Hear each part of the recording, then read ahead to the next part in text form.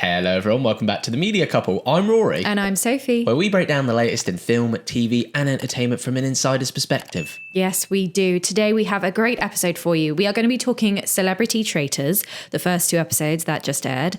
And then we are talking the Victoria Beckham documentary series.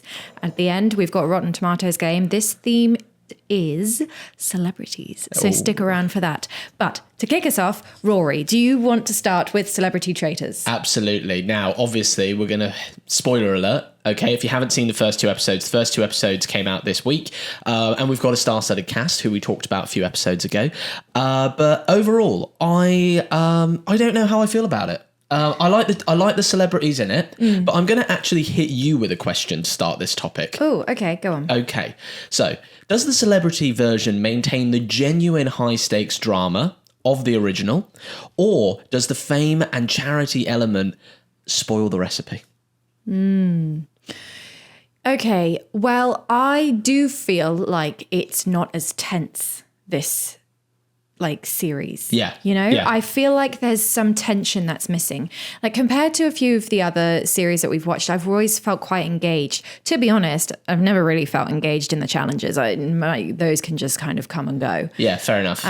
But I don't know. There is something. I also think watching the celebs go in, you could really see that they were all holding back quite a bit. Absolutely, especially in that initial first meetup of everyone together. Yeah, it really did feel a little bit like they were all had this like PR mask on. Yeah. And we're all trying to be on their best behavior and be all friendly.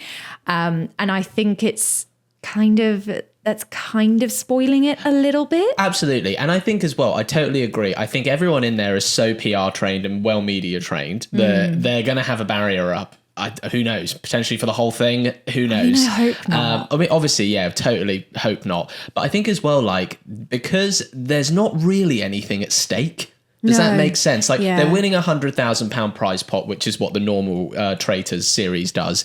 But this one goes and gets donated to a charity. But in that essence, people are deceptive, right? General members of the public, because £100,000 is a lot of money, right? So it kind of forces you into being making decisions that maybe you wouldn't want to do, but to win the game of the traitors, you can't be nice. Well, I think here's the thing, right? If you're a normal person going into Traitors and you have the prize pot of 100 grand at the end, you're gonna 100 grand to any normal person is a lot of money. Could be life-changing, 100%. Exactly. Is a lot of money. It could be life-changing. So you're going to go, all right, this is a game. I don't mind being a little bit deceptive and walking away. People might dislike me a little bit, but if I walk away with 100K. That's the game. That's why I'm here. It's why I'm here, right? You have celebrities who are going into this and ultimately they are going to make more than 100K off of their personality in this business, right? So they're not incentivized to be ruthless or deceptive or stab people in the backs. No. Because if it doesn't help their image, then it's actually going to hurt them being on the Traitors. It's a really good point. I mean, it is reported that every celebrity in there gets a 40K salary, basically, from it. So everyone's paid 40K, which, again, I think adds to that, sort of lowers the stakes. Yeah, but you think about it, right? Okay, yes, I'm going to be paid 40K, but they'll be paid 40K whether or not they're in it for 3 days. Yeah. Like Paloma. Yeah. Or whether they're in it for the whole series, right? Yeah. So as long as they're in it and they're on screen, it doesn't, I mean, unless they have that set up differently, I doubt it. But, so it doesn't incentivize them to get to the end. No. What they're incentivized at is the glory of winning. But if they are then made the villain in the process of being on this show, that is going to hurt their chances of booking another show somewhere else. Exactly. Yeah. So it's going to hurt their image. So why would they do it? So that's why I think the stakes are a little bit feel lower in this one, because yes, it's lovely that they want to win money for charity, but let's be honest, that's not necessarily going to be the driving incentive for them to throw everything out the window and stab people in the back and be the villain of the show. Absolutely, throw people under the bus. Because then they are essentially sabotaging their own careers. Yeah, 100%. 100%. I think public image does come into play a lot here because I see certain celebrities holding back a lot, you know, and maybe not being themselves a little bit and being a little bit more cunning. Like, let's talk about the selection of the traitors. Okay, so we've got Jonathan Ross, Alan Carr, and Kat Burns. Yeah. What do you think of those three? Were you like happy when you, saw those three picked, or were you a bit like, oh, don't know? No, I was surprised that they put Jonathan Ross and Alan Carr as both traitors. I mean, I'm not going to lie though, Alan Carr for me is literally the worst one you could pick. But he's the most brilliant. Yeah, he's amazing. In terms of entertainment value, picking him as a traitor, stroke of genius from the producers. I agree, because I think, like, how could you not? Like, there's nothing funnier than watching Alan Carr sweat. And lying. Yeah. And I did love how Jonathan, when Paloma was out and so on, and Jonathan was like, so Alan, you knew her best. Why don't you say a few words? And Alan's there like, little. And also, I mean, let's talk about stirring the pot. Yeah, let's talk about how he had to poison her, to her face, basically. And I just loved how Kat and Jonathan were like, Alan, I think this is for you. This one's on you. Like, your people will just like not care that you touch their face. Though. To be fair, you said it. You said Alan is the only one who can do this. Yeah. It's true. I do think. I think Kat and Jonathan have yet to come into their own as much as Alan Carr has. Yeah. I do think there's potential for them to really come alive. I think Kat is gonna.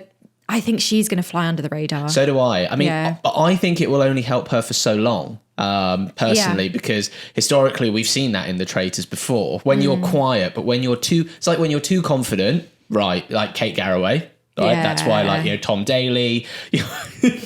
Sorry, can we just talk about how Tom Daley looked at her when she said the word flabbergasted or whatever? But also how convinced he is and how entirely wrong he is. He's so wrong, yeah. He is convinced he's right. How do we feel about how Tom Daley's coming across? Because I thought he was like, I mean, look, we love Tom Daley, what a guy. But I think I didn't expect it. I think he's being a bit more like cunning than the others. Yeah, totally. Yeah. I think my impression of his personality on the outside is this very like kind, sweet, like he knits jumpers, like just this very sort of almost soft type of person. Yeah. And that is not who we've got in the house. We've got, Tom is here to play the game. Exactly, which I love. Listen, I'm not knocking that's, but it's just funny how the public perception, at least for my idea of what I'd seen of him and how he's coming across in the game, I'm like, these two things are not matching. And the side eye. The side eye was phenomenal. I actually went back and said, Sophie, look at that side eye. It is brilliant. I know, it was good. But I think it's an interesting cast. I feel like I kind of feel sad that Paloma Faith went out so quickly because I think she could have been a really big player. Yeah, and she's a really interesting person, isn't she? Yeah, but I feel like there's still Celia, I feel like she could be good. She's going to be a bit of a dark horse. See, we know Celia's just come off the back of the Thursday Murder Club. Yeah, what I mean? We know that. Exactly. She knows this game. She does. I think Jonathan Ross, I actually think will be a big player. I think he's a big personality. And I also thought about this today. When you've spent your entire career talking to other human beings for a living, you must get quite good at reading people. Oh, totally. Yeah. I mean, I'm not sure how good we're going to be at, reading him, considering he's always in the most ostentatious. His outfit choices are interesting. I know, but I am enjoying watching what he's going to come out wearing next. Yeah, same. Who knows? I want to see what his coat closet looks like, because clearly it's going to be a full spacesuit next. That's what he's going to walk out as. I think it's interesting though, because we've clearly got the smart people in the pack, and we've talked historically before about the original Traitors saying that the smart ones always get ousted first. Yeah. We've got Nick Mohammed, who in the game I thought that was dangerous. So did I. Yeah. Yeah. Go on. Do you want to expand on that? Yeah, I thought it was a bit dangerous how he was really stepping up to the plate and solving all those puzzles, because getting everyone through. Yeah, because totally appreciate it. You want to win the money for charity, but also you are going to put a huge target on your back if you continue showing how smart you are. Yeah. And I just think he should be smarter than that. Yeah. I mean, clearly it's difficult, isn't it? Right. Because he'll come at it as a point of, well, I'm helping the team accomplish like a victory here for us, which benefits everybody. But at the same time, I agree, the target is getting bigger because, you know, the smart people in the Traitors always get ousted quickest. Yeah. Well, I think Stephen Fry played it quite well. You can tell. Yeah. What did you think about his round table starting it? That was the one thing where I was like, oh, interesting that you're taking the lead here. And he was really trying to reiterate to everybody that it wasn't personal. Yeah. I don't think that's necessarily going to work. I get the sentiment and I agree with him, but I don't think that saying that to everybody is going to make anything feel better when you're calling people out. I mean, I thought it was interesting because I felt like that was his moment to establish himself as like the leader, which obviously I feel like he kind of did. He did. Yeah, Stephen hasn't really come into the game yet, apart from at the round table. Yeah. I think that's where Stephen has played this a little bit better because Nick essentially came into the game early on fixing those puzzles and figuring out those answers and being this quote unquote smart one. Yeah. And then Stephen hasn't really feel like he's sat back and watched. And then when it came to the round table, that's when he put his voice out there, which gives him a sense of authority, I think. Yeah. But isn't necessarily putting a target on his back for being the smartest one. Absolutely. Although I don't know, it can go either way. Because I mean, as we know with Traitors, the smart people always get chucked out quickly. So it's either going to be Stephen's going to go because he's authoritative, or Nick's going to go because he's smart. Yeah, I could see one of those two going fairly early on in the next few weeks. Yeah. And we also know that Stephen loves, he loves Shakespeare. What was the first thing he did after the challenge? He ran in and was like, I'm just going to see how many people die in Macbeth. Yeah. Which I loved. Okay, I've got a couple of questions for you. Just lighthearted, don't worry about it. So at this stage, who do you think's playing a good strategy and who's playing a bad one? I think Kat Burns is playing a good strategy. Yep. As a traitor. I think everybody that we haven't really spoken to or spoken about is playing a good strategy. Yeah, because they're because they're flying under the radar. Yeah, which is, I think, where you want to be in the beginning. Mm-hmm. Yeah, absolutely. Joe Wilkinson. Joe Wilkinson, love him. I like him. He's doing well. He's liked, comic relief, but then I think he's being very observant, which I think is good. He's making people like him because he's being funny, which is, that's what he does. But then also flying under the radar. Whereas Alan Carr is being funny, but not flying under the radar. I feel like if someone like Nick Mohammed starts applying the pressure on Alan, he will start to crack. Yeah. That's how I feel. Yeah. If you let one of the smart ones at him, he will crack. And finally, who do you think has a high chance of winning the game? So if you had to put money on it, no doubt we will talk about the Traitors on future episodes again. But who do you think at this stage who would you put money on that they could do this? Well, I think all of them could do it. I think we don't know enough yet. I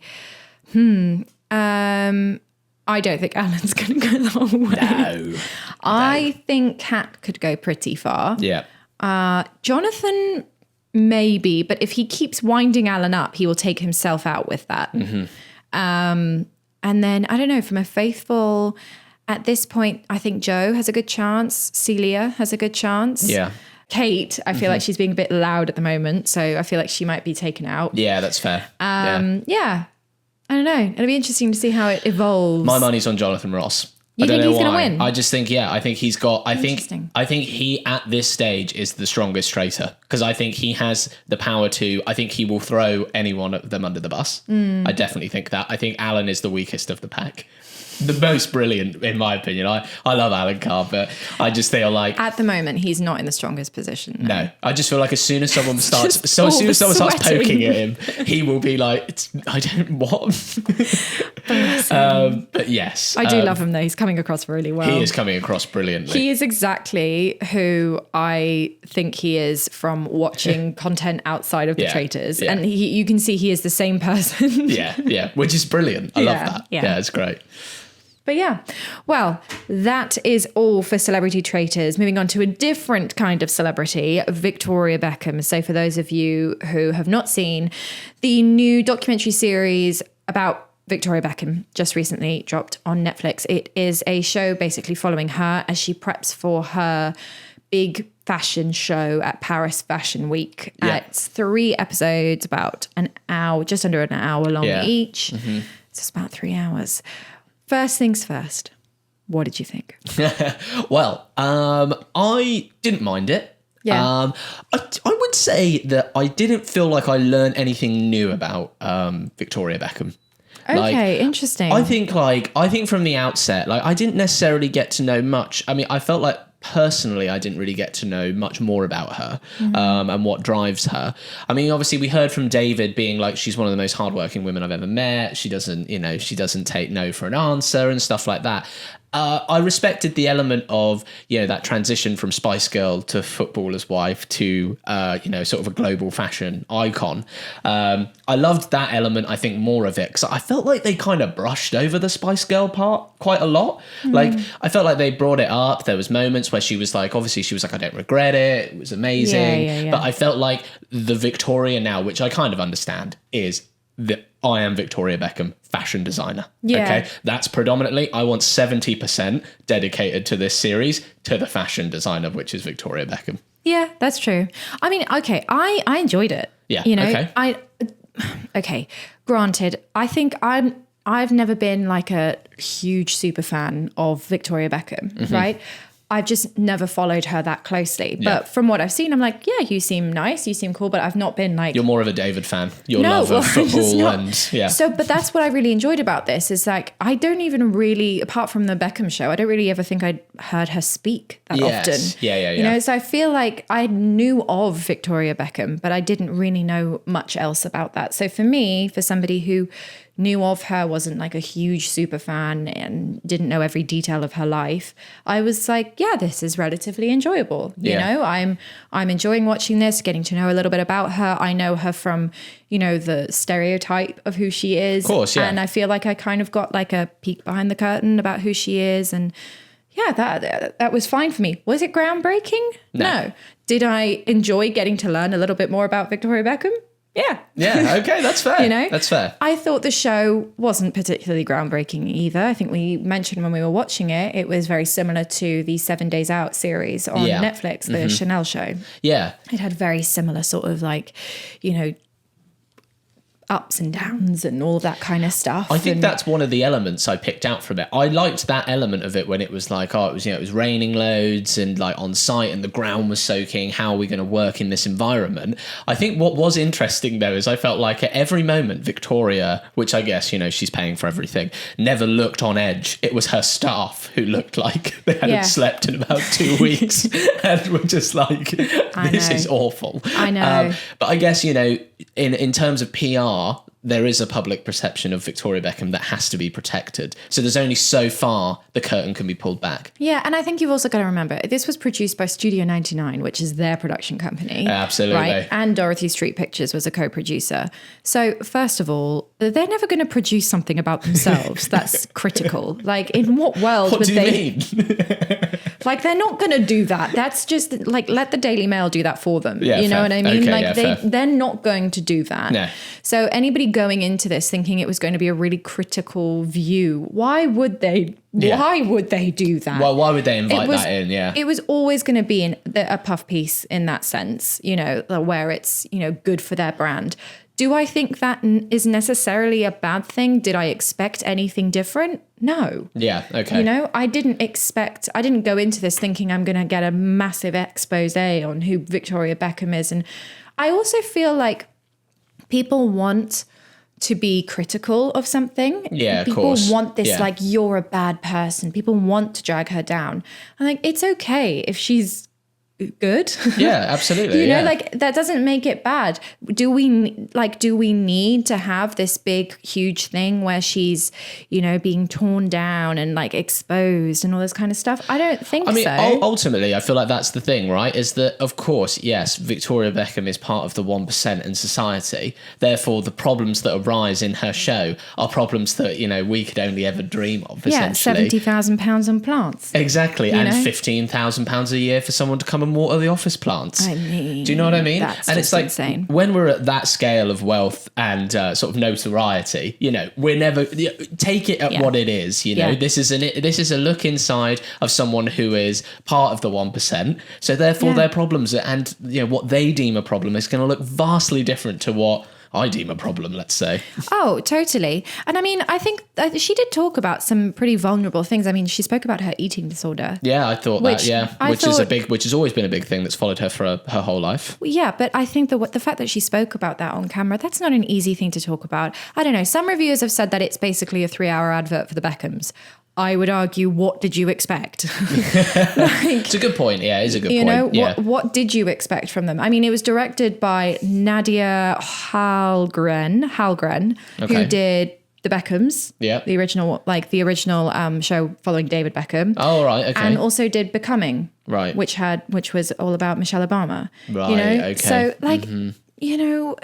with the team that was put together, and the fact that they were producing it, did you really expect them to go into their personal life in a really deep, almost invasion of privacy kind of way? I don't think so. In the same way that, I don't think anybody would want that on Netflix for the whole world to watch. I think it was a genuine look into who she is. It was a genuine look from her perspective, and that's all right. We've heard so much of other people's perspectives about Victoria Beckham in the press. I don't think it's necessarily a bad thing that she says something about who she wants, who she is. Or who she thinks that, she is. Yeah, absolutely. The documentary, I think, is quite non-linear, don't you find? There's obviously, they're obviously very busy people, so the interviews take place across loads of different environments. Well, I think we commented on that. We did comment on that. She was always in a new room. At one point, we were like, how many rooms does she have in her house? Yeah. Because it was constantly a new setting, a new room, a new location. It got to the point where it was like, this is wild. Yeah, I didn't know if they were they're in their Hertfordshire mansion or whatever. Then they go their farm, the Cotswolds farm. Then there's the London one. Then she's in I swear she's in a restaurant or something. It looks like above 11 or whatever. At one point, I swear she was in New York. Yeah. As well. I don't know. Listen, there were a lot of rooms, and I think that would be my one critique. There were too many rooms. Too many locations. But that was the one thing I was going to ask you. We even cut in various episodes. It's not linear, right? It's not like we go, this is, Victoria when she was young. This is the Spice Girls. This is the fashion growth. We cut back and forth to loads of moments like that. Yeah, there's moments where it cuts to Paris, back to the Spice Girls. Yeah. And what they're doing, and then it cuts to another interview. Did you find that a disruptive way of how they built the edit, or did you find it more engaging? No, I enjoyed it. I think it was put together well, the storyline. I could see how they were, the 3 acts and how they were pacing it and all of that kind of stuff. I feel like we're going back and forward in time based on what they were talking about on the topic. Yeah, no, I enjoyed it. I honestly, not groundbreaking, okay? It wasn't groundbreaking by any means. And I'm not sitting here being like, it's the best thing I have ever watched. That's adolescence. No, but it was good. It was good for something that was produced by the person who it's about. Fair. That's a fair comment. Yeah. Yeah. That's it. Look forward to series 2. Well, I don't really know where they go from there. I think that might be it. That might be it. Maybe one about the kids. Yeah, I don't think they do that to the kids. No, I don't think so either. Not unless the kids wanted one. Yeah, but then they could have one. But also the kids haven't really done enough in their lives to warrant. No, that's true. I think that would be okay. We're pushing it now. Yeah. Anyways, moving on. Rotten Tomatoes game. So for those of you who do not know what the Rotten Tomatoes game is, basically where I tell Rory the name of a film in the theme of the week. This week it is celebrities. He then tells me what he thinks the audience score and the critic score is. I tell him if he's right or wrong. We discuss the film. We move on to the next one. That's pretty much the name of the game. As usual, Rory never gets any of them right. But we are going to try, as ever, to, be with him in spirit today. Hey, I always get them right. So. Anyways, so celebrities. The first film, The Bodyguard. Oh, God, great film. I feel like that is your go-to response every time. Because I just like films. And to be fair, historically, you don't choose many bad films. Yeah. Sharknado. But is this okay? Is this a great film in terms of? I think it's a like cult it's classic. cult classic. Yeah, it's nostalgic for me, isn't it? Do you know what I mean? You put that on and you're just like, I want to run to you. Do you know what I mean? Whitney I'm not going to Houston subject over you there. for that. All right, don't make me sing. No, I'm joking. Okay, audience score. No, critics first. 83. Audience 87. Okay, audience score 64. What? Critically 38. Okay. That is awful. That might be the worst one ever. It might be one of the worst ever. Good Lord. It was not maybe loved. No, maybe I'm just being like, oh, it was great because it's like I watched it as a kid and do you know what I mean? I haven't Sort watched of- it since I was for a while. So Yeah. I might need to rewatch it, but I don't remember it being that awful. No, me neither. Right. But anyways, Notting Hill. Oh, This is a classic. This is come on. Do you know what? This film, and I know this is weird, this film for me feels Christmassy. Yeah. I Yeah, don't it's got know that why. vibe. I It's don't got know that what- vibe. yeah. It also has one of the best transition scenes in cinematic history, I where he's know. walking through, Portobello Market, And he goes through the seasons. That is such. They could have a just good- cut or I added a fade, know. a dissolve, That that must sort have of. taken so much work just for the artistry, and it wasn't for any. It didn't need to be there. It No, was there. it's for a just- rom-com. but it was there just for the artistry, which I love. How many people talk about that scene in the I film know, now? I you know, know? I know. Okay, here we go. My guess: critically 70%, Okay. audience 83. Okay. Audience score 79%. Not far off. Critically 84%.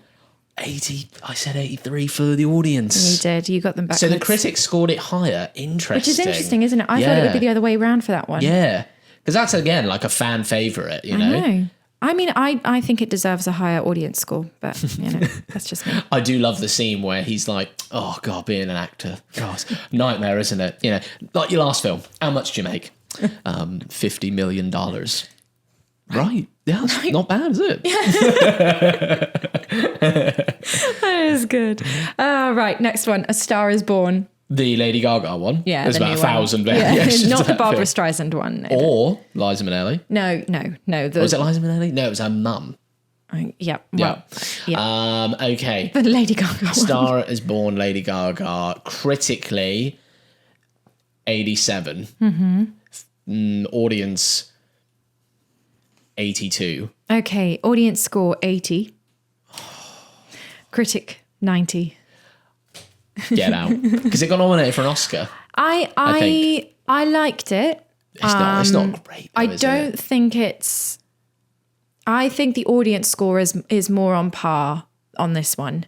I don't think it's a 90. No, me neither. I think it's an 80, but not a 90. I think it got a 90 because it was like, Lady Gaga acting, singing, and the song is good. great. Yeah, The song songs is are good. great. So Yeah. that's probably what bumped it up. Yeah.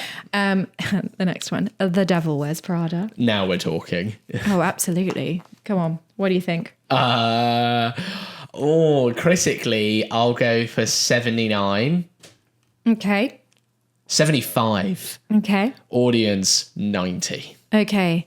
Audience score 76%.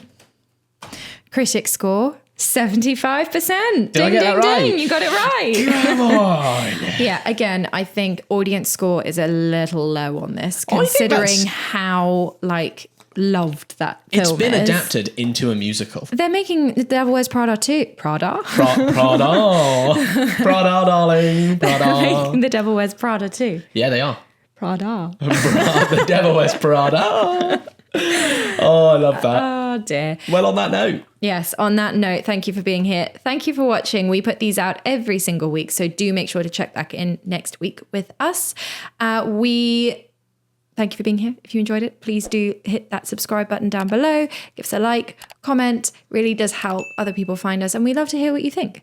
We will see you next week. Thanks for everything. Bye. Thank you. Bye.